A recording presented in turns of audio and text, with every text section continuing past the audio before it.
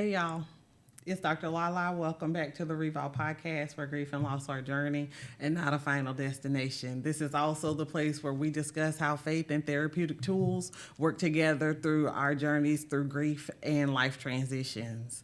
So, we are living in a time where people are more connected digitally than ever in a time in history. And even though we're more connected digitally, many folks still feel emotionally distant. And the thing about it is, loneliness isn't just about feeling alone. It's also those feelings of being unseen, unsupported, disconnected, even when people are around.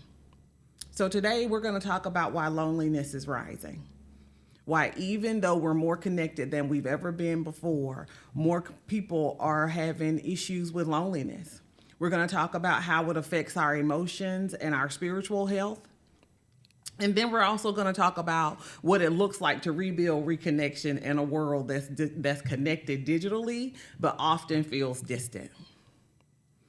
Yeah, that's a lot, isn't it? I know.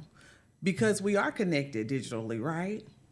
We have access to cell phones. We have access to laptops, computers. We have a mode of communication where we can talk to someone basically face to face at all times. And even though that's true, can we all agree that it feels different when we're talking to someone face to face on a cell phone or a device than it does if we're talking to someone face to face and they're sitting directly across from us? It feels different, right? So let's talk about what loneliness actually is. Oftentimes, it's feelings of disconnection, feeling unseen, unsupported, that lack of meaningful relationships, or being surrounded by people and still feeling isolated. So the thing is, loneliness isn't about proximity or how close someone is to you.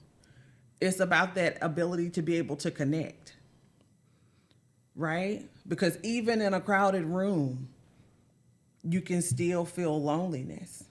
And there is a difference between being alone and being lonely.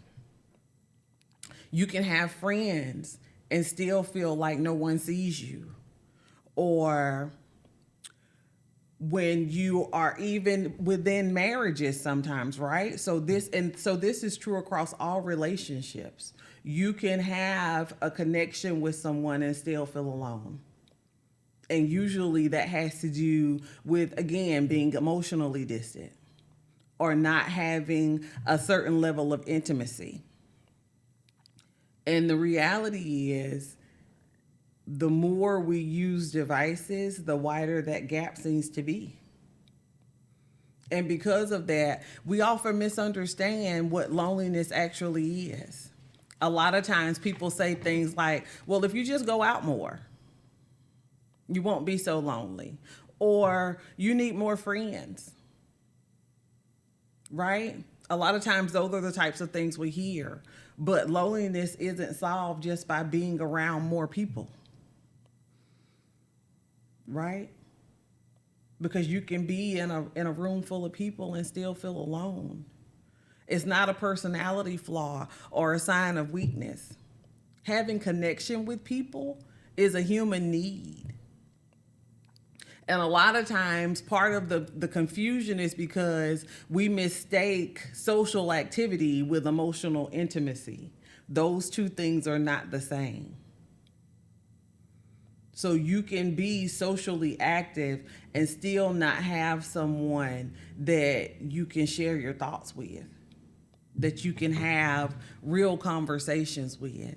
And sometimes it's not even the fact that you need someone to talk to, but just to have someone who can share time and space with you, right? It's not even that you need the noise, that you need to be able to go out. You need someone that you can share time and space with. And so a lot of times that affects us emotionally. And so how does loneliness show up in our emotions? It could be sadness, irritability, feeling disconnected from yourself, emotional numbness, overthinking, and even feeling like a burden.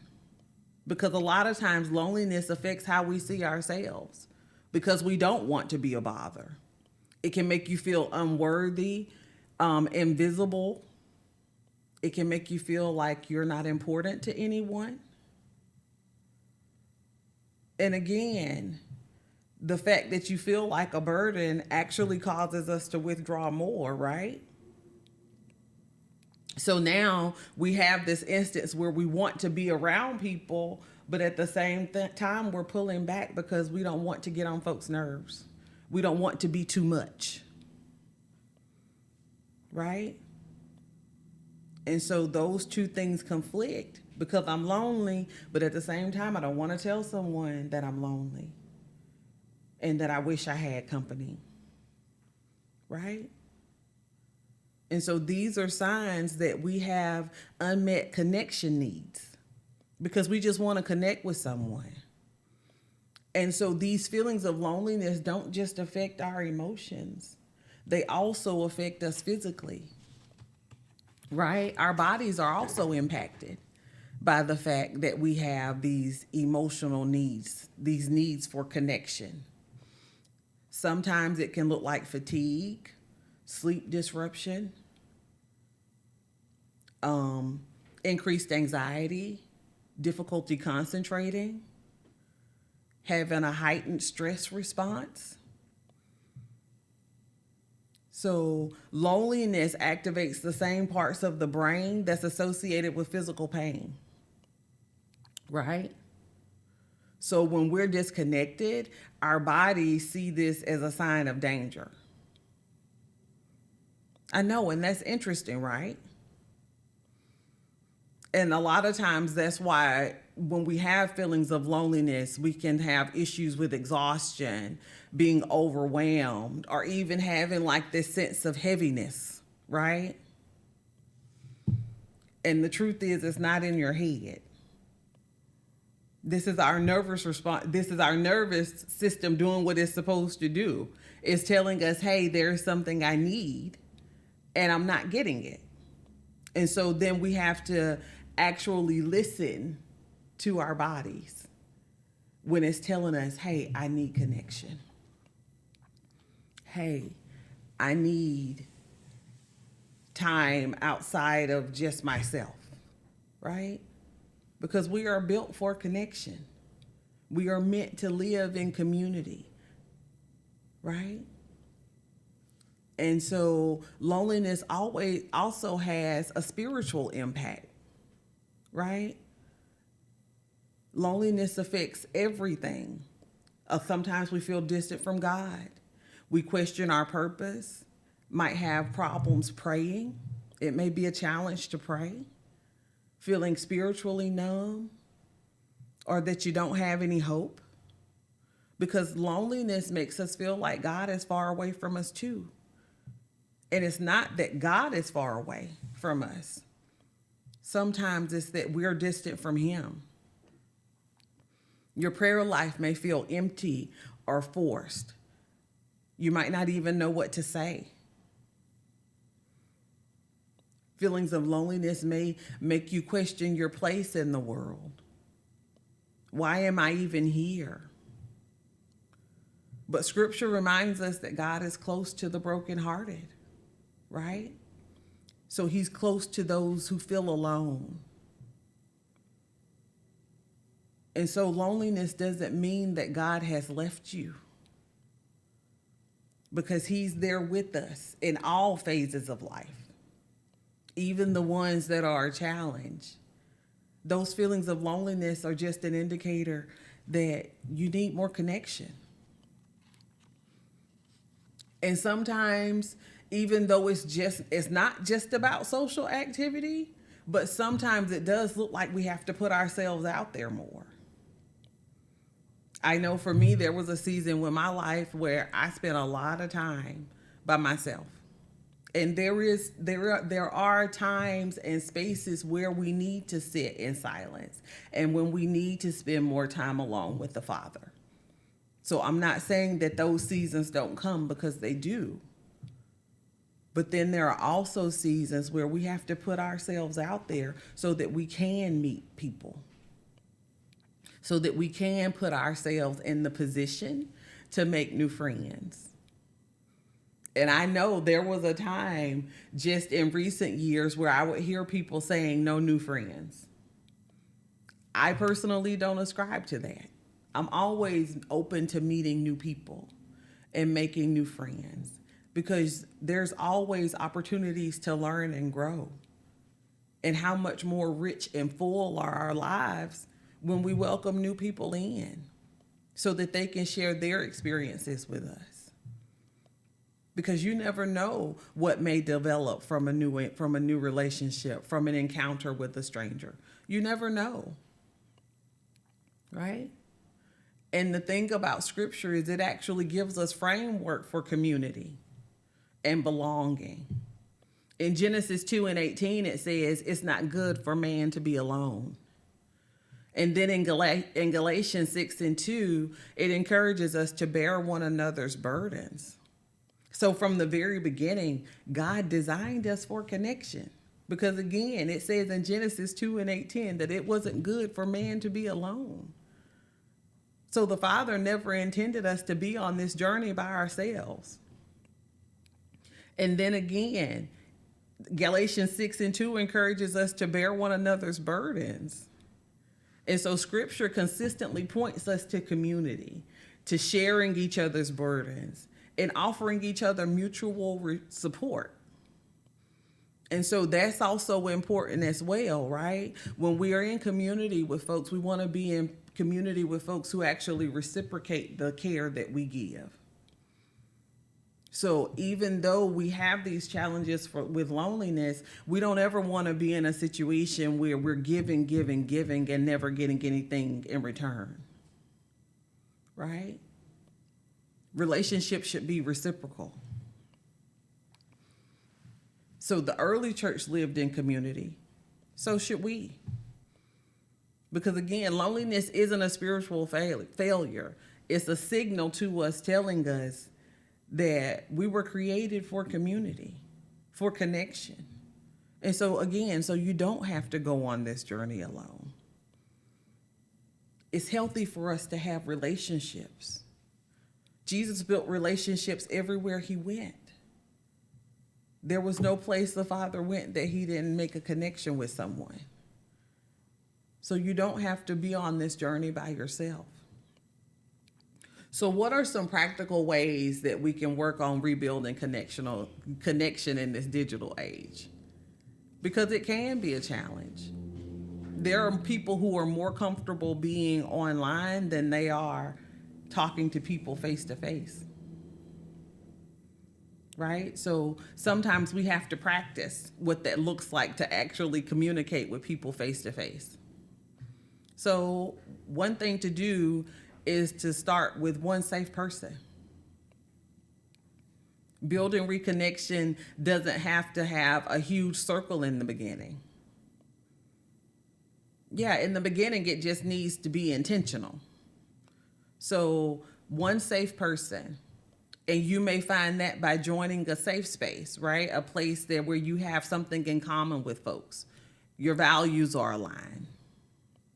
And then start practicing just small moments of vulnerability. Because you don't want to share all of yourself all at one time when you first meet someone. Because we have to get to know folks and then be able to gauge what their capacity is. Because the reality is everyone can't hold everything that you carry. It's just a fact of life. Everyone can't hold what you carry. And then we want to create rhythms and present spaces where we're able to maintain those connections. So even if that looks like you guys meet for brunch or you guys have these meetings once a month, maybe you're into building Lego sets or something like that. And you know the library has these Lego clubs where you can meet once a month, and that's what you guys do. It may be that you want to join a book club. It may even be that you are being called to create this space. Because something I've learned throughout the years is that most of the time we're not the only ones who are experiencing something. And so sometimes we're going through something so that we can be the solution to the problem. And so maybe it's for you to create this space that you're looking for. Maybe it's for you to be the change that you're needing to see in your own life. Because chances are there's someone out there with a similar issue, right? And then also to be mindful when we're creating these connections so that we are not emotionally drained. Because again, we shouldn't be giving, and not getting anything in return. And so the big thing is knowing that these relationships grow with time and nurture, right? That we have to be consistent and intentional with building these relationships. Those are important things to consider, right?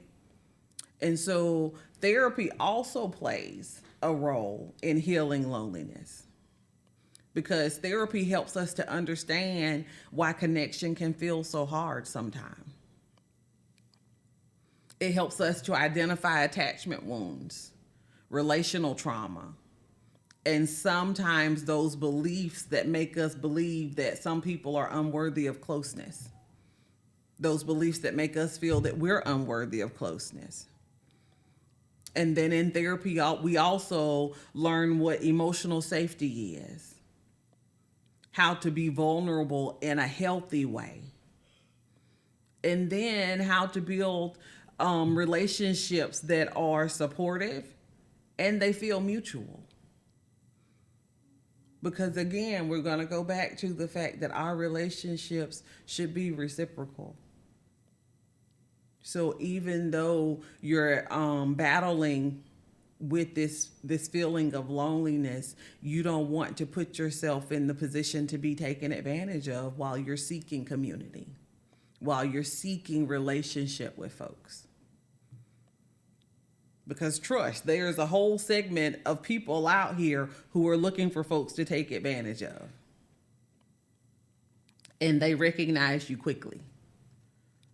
So being mindful of that, being mindful and prayerful as you seek relationship and community and connection with folks, right?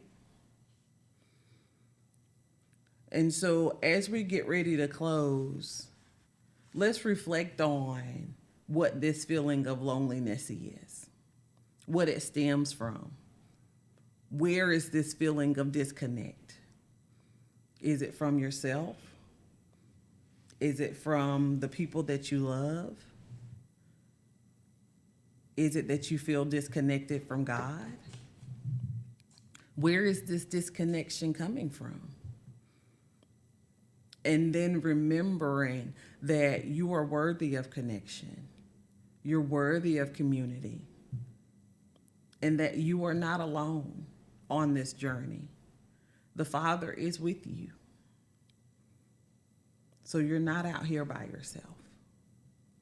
Right? So that's what we're going to work on. Seeking out more connection. Trying to build those relationships outside of the digital world. Because face-to-face interactions with folks is important. Being able to be in community, to share time and actual space with people is healthy, and it's good to do that. Because again, even in scripture it says that we weren't meant to be alone. So these are just some things to consider as you continue on this journey. And so until next time, keep choosing healing, keep choosing joy. I love y'all. Bye.